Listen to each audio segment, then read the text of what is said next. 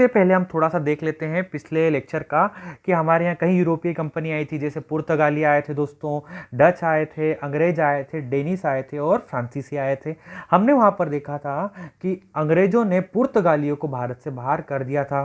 ठीक है दोस्तों, वो युद्ध भी आप लोगों को याद होगा, स्वाली का युद्ध। और हमने देखा था डचों को भी अंग्रेजों ने बाहर कर दिया था बेदरा के युद्ध में। ठीक है दोस्तों, वैसे ही डेनो ने अपनी कंपनियां अंग्रेजों को बेच दी थी। और आखिरी प्रतिद्वंदी बचता है फ्रांसीसी। तो चलिए हम देखते हैं यहाँ पर आंग्ल फ्रांसीसी युद्ध। तो दोस्तों यहाँ पर मुख्य रूप से किसकी बात की जाएगी? अंग्रेज एवं फ्रांसीसियों की। ठीक है, इन दोनों के युद्ध हम यहाँ पर देखेंगे, अंग्रेज और फ्रांसीसियों के मध्य। तो दोस्तों 17वीं शताब्दी के अंत तक अंग्रेजों ने पुर्तगाली तथा डच प्रतिनिधियों को समाप्त कर दिया था। क्या किया था दोस्तों? अंग्रेजों ने पुर्तगालियों को भी और डचों को भारत से समाप्त कर दिया था। लेकिन फ्रांसीसी अंग्रेजों के सामने नया प्रतिद्वंदी बनकर सामने आते हैं। कौन बनकर आते हैं दोस्तों?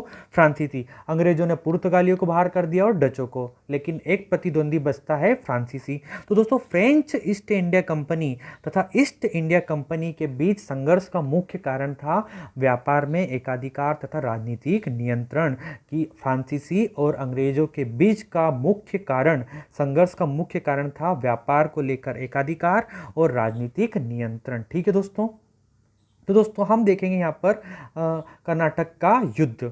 तो दोस्तों 17वीं से 18वीं शताब्दियों में आंग्ल फ्रांसीसी शाश्वत शत्रु थे। ठीक है दोस्तों, जैसे ही यूरोप में इनका आपसी युद्ध प्रारंभ होता, संसार के प्रत्येक कोने में जहाँ भी ये दो कंपनियां कार्य करती है वहाँ इनके मध्य आपसी युद्ध प्रारंभ हो जाता है।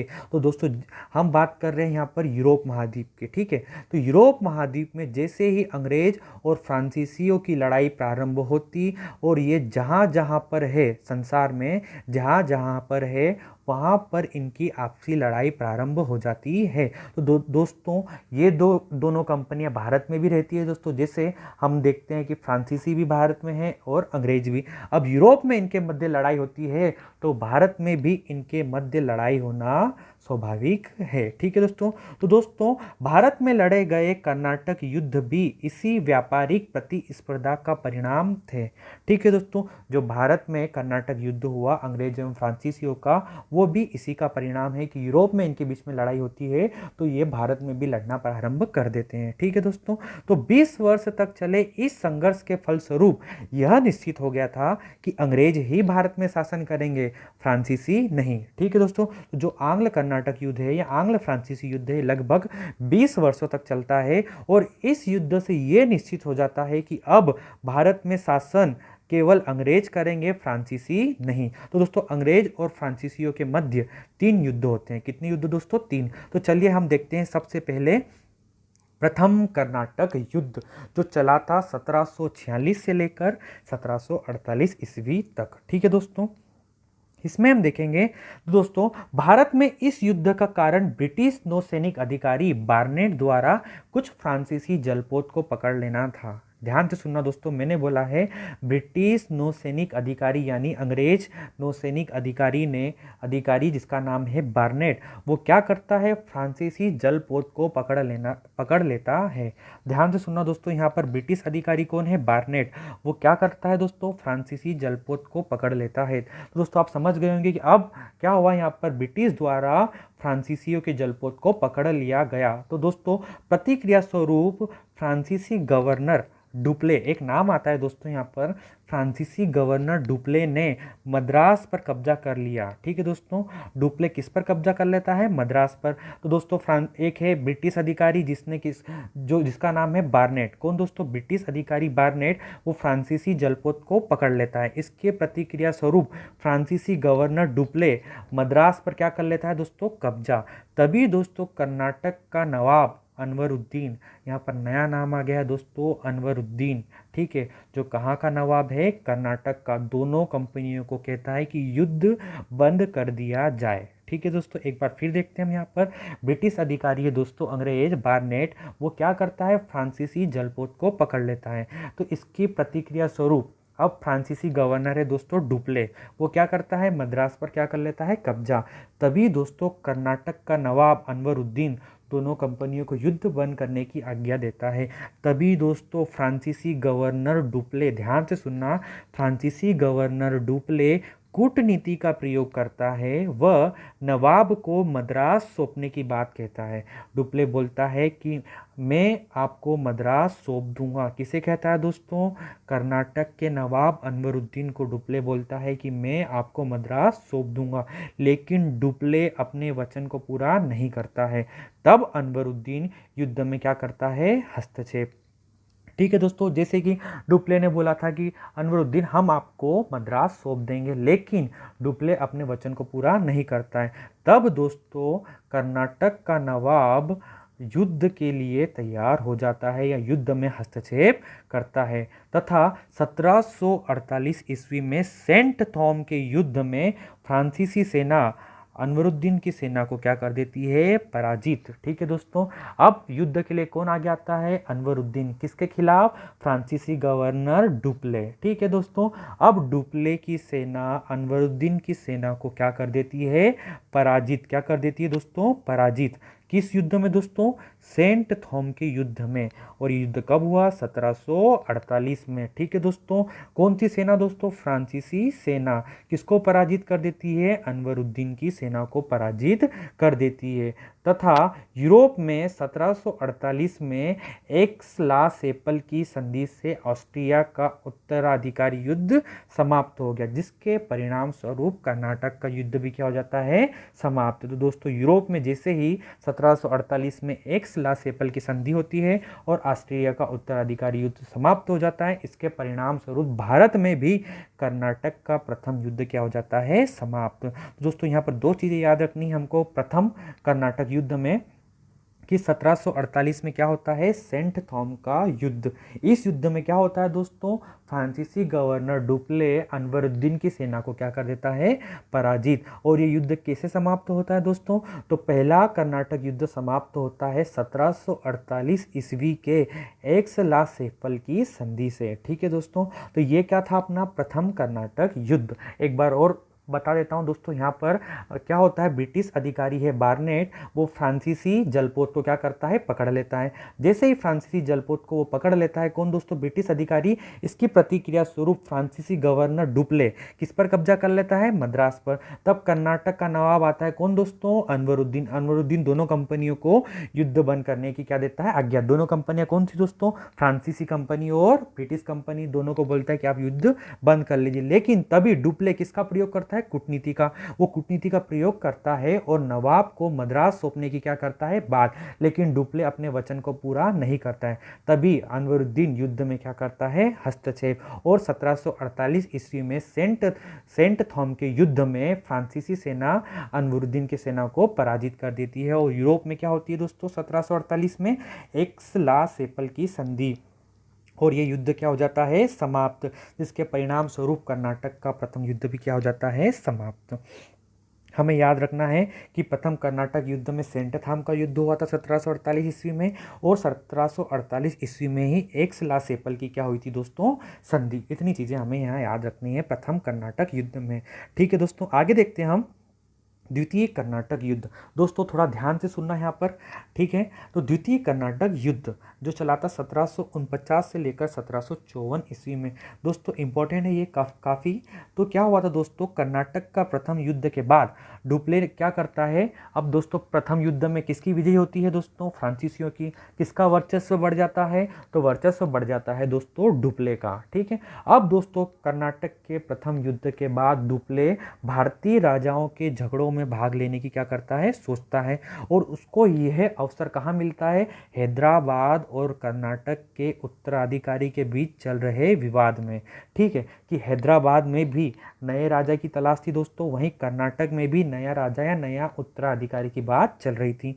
ठीक है दोस्तों, तो डुप्ले कहाँ हस्तक्षेप करता है दोस्तों? एक तो हैदराबाद में और एक कर्नाटक में। ध्यान से सुनना दोस्तों, डुप्ले कहाँ हस्तक्षेप करता है? हैदराबाद और कर्नाटक में। अब दोस्तों यहाँ पर पृष्ठभूमि बनेगी हैदराबाद और कर्नाटक की। ठीक है, तो दोस्तों ध्यान से सुनना, डुप्ले हैदराबाद में मुजफ्फर जंग व कर्नाटक में चंदा साहब का समर्थन करता है, जबकि अंग्रेज हैदराबाद में नासिर जंग व कर्नाटक में अनवरुद्दीन का समर्थन करता है। देखते हैं दोस्तों यहाँ पर मैप से, थोड़ा सा डायग्राम से। तो दोस्तों ये रहा अपना हैदराबाद राज्य और कर्नाटक राज्य। हैदराबाद में कौन कौन है दोस्तों, दो प्रतिद्वंदी, नासिर जंग और मुजफ्फर जंग। ठीक है दोस्तों, हैदराबाद में किसके बीच युद्ध चल रहा है, उत्तराधिकारी का, नासिर जंग और मुजफ्फर जंग। वहीं कर्नाटक में किसके बीच में चल रहा है दोस्तों, अनवरुद्दीन व चंदा साहब। ठीक है दोस्तों, अब देखते हैं यहाँ पर दोस्तों डुप्ले यानी फ्रांसीसी किसका साथ देते हैं और लॉर्ड क्लाइव यानी अंग्रेज किसका साथ देते हैं। तो यहाँ पर दोस्तों लिखा है लॉर्ड क्लाइव यानी अंग्रेज हैदराबाद में साथ देता है वो नासिर जंग का, और कर्नाटक में वो देता है अनवरुद्दीन का। दिख रहा है दोस्तों यहाँ पर सभी को। वहीं डुप्ले मुजफ्फर जंग का साथ देता है हैदराबाद में, और कर्नाटक में साथ देता है चंदा साहब का। ठीक है दोस्तों, इसे नोट डाउन कर लेना। तो आगे देखते हैं हम यहाँ पर दोस्तों 1749 ईस्वी में अंबूर की लड़ाई। ध्यान से सुनना दोस्तों, 1749 ईस्वी में अंबूर की लड़ाई में मुजफ्फर जंग, चंदा साहेब और डुप्ले की संयुक्त सेना।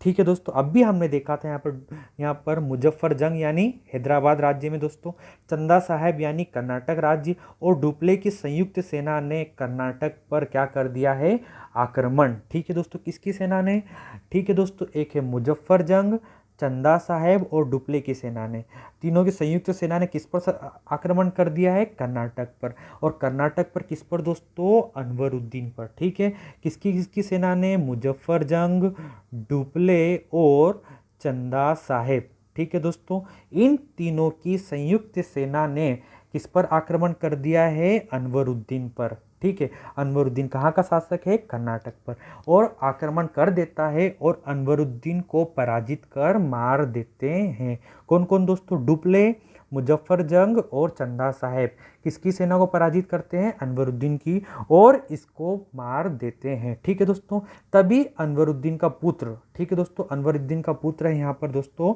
मोहम्मद अली, भाग कर त्रिचनापल्ली के दुर्ग में क्या ले लेता है दोस्तों, शरण।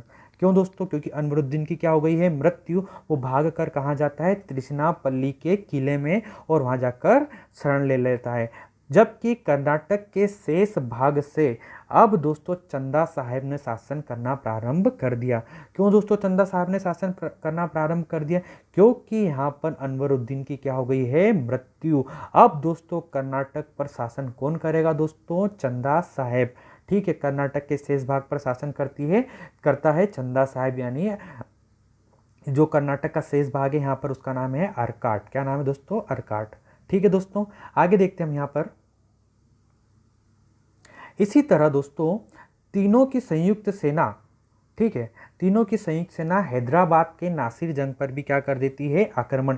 कौन तीनों की संयुक्त सेना दोस्तों, जैसे अभी हमने देखा था यहाँ पर तीनों की संयुक्त सेना यानी डुप्ले, मुजफ्फर जंग, डुप्ले और चंदा साहेब, ये तीनों की संयुक्त सेना हैदराबाद के नासिर जंग पर भी क्या कर देती है, आक्रमण।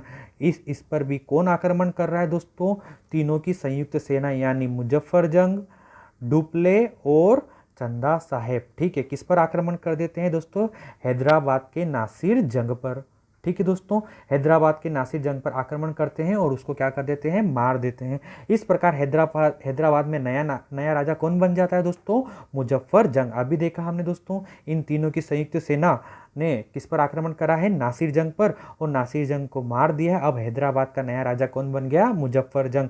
और कर्नाटक पर कौन शासन करने लगा है दोस्तों, अनवरुद्दीन। ठीक है दोस्तों, तो दोस्तों यहाँ पर फ्रांसीसियों की बढ़ती हुई शक्ति देखकर तो दोस्तों क्या होता है, किसकी सहायता से शासक बने दोस्तों, फ्रांसीसियों की। कि कर्नाटक पर भी चंदा साहब आ गया है और यहाँ पर हैदराबाद पर भी आ जाता है मुजफ्फर जंग, किसकी सहायता से, फ्रांसीसियों से। तो यहाँ पर फ्रांसीसियों की बढ़ती हुई शक्ति देखकर ब्रिटिश अधिकारी आता है दोस्तों रॉबर्ट क्लाइव। अभी देखा था दोस्तों हमने, रॉबर्ट क्लाइव ने कर्नाटक की राजधानी अर्काट पर क्या करा, आक्रमण, और अर्काट को क्या कर लिया है, जीत लिया। ठीक है दोस्तों, अब भी हमने यहाँ पर देखा था दोस्तों रॉबर्ट क्लाइव।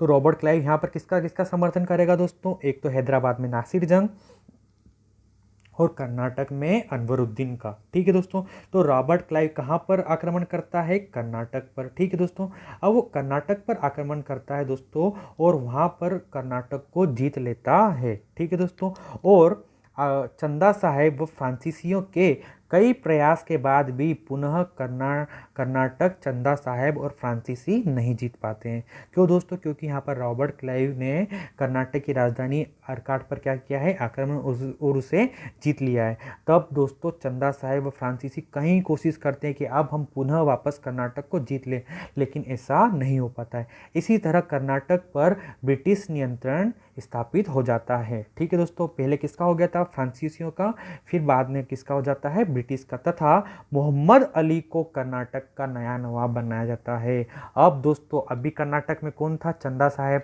चंदा साहब को किसने पराजित किया? क्लाइव ने दोस्तों। अब क्लाइव कर्नाटक का नया राजा बना देता है मोहम्मद अली को, या नया नवाब किसे बना देता है? मोहम्मद अली को। तो दोस्तों फ्रांसीसियों की यहाँ पर क्या हो जाती है? पराजय। तो दोस्तों फ्रांसीसियों की पराजय से डुप्ले को फ्रांसीसी सरकार 1754 ईस्वी में वापस क्या कर लेती है?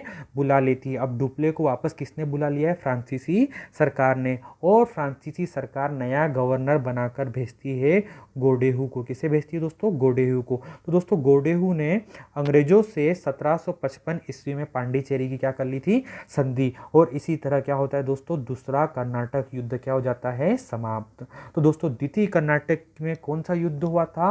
अंबूर की लड़ाई। ठीक है। और कौन सी संधि हुई थी? पांडिचेरी की संधि। ठीक है दोस्तों, ये हमें पता होना चाहिए। ठीक है दोस्तों, दो कर्नाटक युद्ध देख लिया हमने, प्रथम भी देख लिया है, द्वितीय भी। अब देखते हैं आगे दोस्तों तृतीय कर्नाटक युद्ध। दोस्तों तृतीय कर्नाटक युद्ध चला था 1758 से लेकर 1763 ईस्वी तक।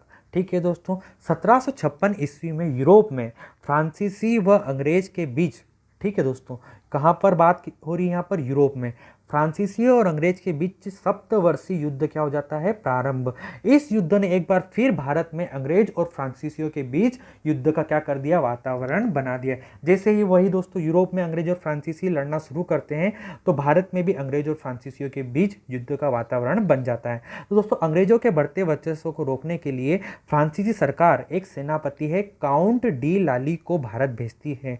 ठीक है, क्या हो रहा था दोस्तों? भारत में किसका वर्चस्व बढ़ रहा था? अंग्रेजों का। और अंग्रेजों के वर्चस्व को रोकने के लिए फ्रांसीसी सरकार किसे भारत में भेजती है दोस्तों? काउंट डी लाली को।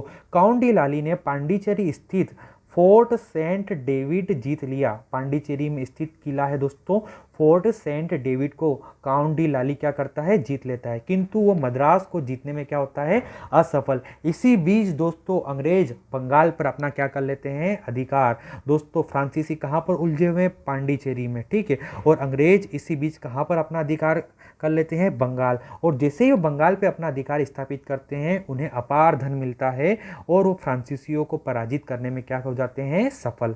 ठीक है दोस्तों, तो क्या होता है दोस्तों? 1760 का वांडीवास का युद्ध में अंग्रेज अधिकारी आयरकुट ने फ्रांसीसी अधिकारी काउंट डी लाली की सेना को क्या कर दिया था? पराजित। ठीक है दोस्तों, क्या कर दिया था? पराजित। और दोस्तों इसी तरह फ्रांसीसियों की क्या हो जाती है? हार, तथा 1763 ईस्वी में दोनों के मध्य क्या हो जाती है? पेरिस की संधि। ठीक है दोस्तों, तो तीसरे युद्ध का मुख्य कारण क्या होता है दोस्तों? फ्रांसीसी कहाँ पर उलझे रहते हैं दोस्तों? दक्षिण में। दक्षिण में कहाँ पर दोस्तों? मद्रास वगैरह में। तभी दोस्तों अंग्रेज अपना अधिकार कर लेते हैं बंगाल में। कहाँ पर दोस्तों? बंगाल में। और वहाँ से उनको अपार धनराशि मिलती है और इस धनराशि का उपयोग वो तृतीय युद्ध में करते हैं। और वांडीवास के युद्ध में अंग्रेज अधिकारी आयरकुट फ्रांसीसी अधिकारी काउंट डी लाली की सेना को पराजित कर पांडिचेरी पर क्या कर लेते हैं? अधिकार। इसी तरह फ्रांसीसियों की क्या हो जाती है? हार। और 1763 ईस्वी में दोनों के मध्य क्या हो जाती है? पेरिस की संधि। ठीक है दोस्तों, तो हमको तृतीय कर्नाटक युद्ध में क्या याद रखना है? 1760 का वांडीवास का युद्ध और 1763 ईस्वी की पेरिस की संधि। ठीक है दोस्तों, तो ये हुए थे दोस्तों आंग्ल कर्नाटक के 3 युद्ध, जिसमें किसकी विजय हो जाती है दोस्तों? अंग्रेजों की। अब ये निश्चित हो जाता है कि अब फ्रांसीसी भारत में शासन नहीं कर पाएंगे, क्योंकि उनको पराजित कौन कर रहा था दोस्तों? अंग्रेज। ठीक है दोस्तों, तो अंग्रेजों ने तीनों युद्ध में फ्रांसीसियों को क्या किया है दोस्तों? पराजित। ठीक है दोस्तों, पहले युद्ध में तो फ्रांसीसियों का वर्चस्व बढ़ता है, लेकिन द्वितीय युद्ध में फ्रांसीसियों की हार हो जाती है और तृतीय में भी क्या हो जाती है, हार। तो अब हम देखेंगे दोस्तों कि ऐसे क्या कारण थे कि फ्रांसीसियों की क्या हुई है दोस्तों, हार, या भारत में फ्रांसीसियों की पराजय अथवा असफलता के लिए अनेक कारण हैं जो छोटे एवं बड़े स्तर पर क्या है दोस्तों, उत्तरदायित्व। ठीक है, कि भारत में फ्रांसीसियों की पराजय कैसे हुई, तो हम देखेंगे दोस्तों अंग्रेज कैसे विजयी हुए और फ्रांसीसियों की हार कैसे हुई। ठीक है दोस्तों, देखते हैं हम यहाँ पर कारण। तो पहला कारण है दोस्तों अंग्रेजों की व्यापारिक तथा आर्थिक श्रेष्ठता। ठीक है दोस्तों, तो अंग्रेजों की सफलता का मुख्य कारण था कि फ्रांसीसी की तुलना में अंग्रेजों की कंपनी आर्थिक दृष्टि से क्या थी, सुदृढ़। ठीक है दोस्तों, आर्थिक रूप से अंग्रेजों की कंपनी क्या थी दोस्तों, मजबूत। किसकी तुलना में दोस्तों, फ्रांसीसियों की तुलना में। दोस्तों फ्रांसीसियों की तुलना में अंग्रेजों ने 2.5 गुना अधिक व्यापार किया था। कितने गुना दोस्तों, 2.5 गुना। और दोस्तों युद्ध की स्थिति में भी अंग्रेज अपना ध्यान केवल व्यापार पर केंद्रित रख रहे थे, वहीं फ्रांसीसी किस पर कर रहे थे दोस्तों, मुख्य रूप से युद्ध में, जबकि अंग्रेज युद्ध के साथ साथ व्यापार पर भी अपना ध्यान बनाए रख रहे थे। तो अंग्रेजों की विजय का एक कारण यह है दोस्तों कि अंग्रेजों की कंपनी आर्थिक रूप से मजबूत थी। ठीक है दोस्तों, आगे देखते हैं यहाँ पर कंपनी का स्वरूप। दोस्तों यहाँ पर है कि फ्रांसीसी कंपनी कैसी संस्था थी दोस्तों, सहकारी संस्था थी, जबकि अंग्रेजों की कंपनी एक प्राइवेट कंपनी थी दोस्तों। तो इसका प्रभाव ये पड़ा कि फ्रांसीसी कंपनियों के कर्मचारियों में लगन व निष्ठा की क्या थी, कमी। क्यों दोस्तों, क्योंकि फ्रांसीसी कंपनी एक सरकारी संस्था थी जबकि अंग्रेजी कंपनी एक प्राइवेट कंपनी थी, और इसका प्रभाव ये पड़ा कि फ्रांसीसी कंपनियों में लगन एवं निष्ठा की क्या आ गई थी, कमी। ठीक है दोस्तों, ये भी एक कारण है फ्रांसीसियों की हार का। आगे देखते हैं हम यहाँ पर दोस्तों अंग्रेजों की बंगाल विजय। क्या हुआ था दोस्तों, हमने देखा था तृतीय युद्ध में कि अंग्रेजों ने बंगाल पर विजय प्राप्त कर ली थी। तो इससे क्या हुआ था, अंग्रेजों की प्रतिष्ठा तो बढ़ी ही थी दोस्तों, साथ ही उससे बंगाल से अपार धन राशि भी प्राप्त हुई, जिसका उपयोग उन्होंने तृतीय युद्ध में किया। अगला है दोस्तों यहाँ पर डुप्ले की वापसी। हम देखते हैं दोस्तों द्वितीय कर्नाटक युद्ध में डुप्ले को वापस बुला लिया जाता है। दोस्तों फ्रांसीसियों की असफलता का एक मुख्य कारण है कि डुप्ले को फ्रांस सरकार 1754 ईस्वी में वापस बुला लेती है, और अगर यदि डुप्ले कुछ दिन और टिकता तो फ्रांसीसियों की स्थिति सुधर जाती। अगर फ्रांसीसी सरकार डुप्ले को नहीं बुलाती तो फ्रांसीसियों की स्थिति सुधर सकती थी। ठीक है दोस्तों, तो डुप्ले को वापस कौन बुला लेता है, फ्रांसीसी सरकार। आगे देखते हैं हम यहाँ पर अंग्रेजों में परस्पर सहयोग की क्या थी दोस्तों, भावना। तो दोस्तों अंग्रेजी अधिकारी तथा सेनापति में योग्यता के साथ साथ परस्पर सहयोग की भावना भी थी। ठीक है दोस्तों, वो आपस में एक दूसरे का क्या करते थे, सहयोग। वहीं दोस्तों उन्होंने एकता के बल पर फ्रांसीसियों को मात दी, जबकि फ्रांसीसियों में नेतृत्व और एकता का क्या था, अभाव। तो दोस्तों अंग्रेज अधिकारियों में पारस्परिक सहयोग की भावना थी, उनमें एकता थी दोस्तों, जबकि फ्रांसीसियों में एकता व नेतृत्व का क्या था, अभाव। अगला प्रमुख कारण है दोस्तों फ्रांसीसी जल सेना का कमजोर होना। दोस्तों मुख्य कारण है ये कि अंग्रेजों के पास बड़ी जल सेना थी और इससे उन्हें व्यापारिक लाभ के साथ साथ सामरिक लाभ भी प्राप्त होता है। सामरिक यानी दोस्तों युद्ध की दृष्टि से, तो अंग्रेजों को व्यापार के लिए तो लाभ होता है, साथ ही सामरिक यानी युद्ध की दृष्टि से भी अंग्रेजों को लाभ हुआ था। यद्यपि फ्रांसीसियों के पास थल सेना की प्रचुरता थी, लेकिन जल सेना के अभाव में उनकी थल सेना निरर्थक और नाकामयाब साबित हुई। ठीक है दोस्तों, तो अगला कारण क्या है कि अंग्रेजों के पास मजबूत क्या थी, जल सेना। ठीक है दोस्तों, इतने कारण देखे हमने यहाँ पर। तो दोस्तों हम निष्कर्षतः बोल सकते हैं कि भारत में आंग्ल फ्रांसीसी संघर्ष के परिणाम स्वरूप फ्रांसीसियों की पराजय के कारण आर्थिक, राजनीतिक और सामरिक तीनों ही थे। कि फ्रांसीसियों की पराजय के मुख्य कारण क्या बोल सकते हैं हम यहाँ पर कि आर्थिक रूप से, राजनीतिक और सामरिक तीनों ही फ्रांसीसियों के पराजय के कारण थे। इन सभी परिप्रेक्ष्यों में अंग्रेजी शक्ति फ्रांसीसी की तुलना में क्या थी, प्रभावशाली। ठीक है दोस्तों, तो यहाँ पर क्या होता है दोस्तों, आंग्ल कर्नाटक युद्ध समाप्त। ठीक है दोस्तों, तो हमने यहाँ पर पढ़ा है आज का टॉपिक आंग्ल फ्रांसीसी युद्ध, 3 युद्ध पढ़े हैं। इंपॉर्टेंट टॉपिक है दोस्तों, इससे ये पता चलता है कि अब दोस्तों भारत में फ्रांसीसियों की बजाय कौन शासन करेगा, अंग्रेज। तो दोस्तों उम्मीद करता हूँ आप सभी को वीडियो पसंद आया होगा। दोस्तों वीडियो को लाइक सब्सक्राइब जरूर करें और कमेंट में हमें जरूर लिखें कि वीडियो कैसा बना है। दोस्तों अगले वीडियो में मिलते हैं दोस्तों जल्द ही। जय हिंद दोस्तों।